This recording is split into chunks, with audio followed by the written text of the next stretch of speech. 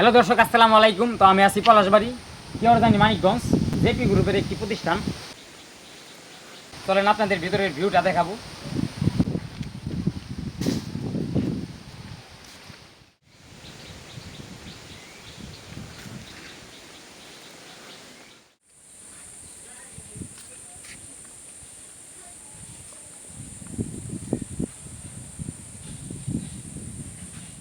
তো আপনার ভিতরের ভিউটা অনেক সুন্দর, তো আপনাদের সবাইকে দেখাবো, সবাই দেখেন।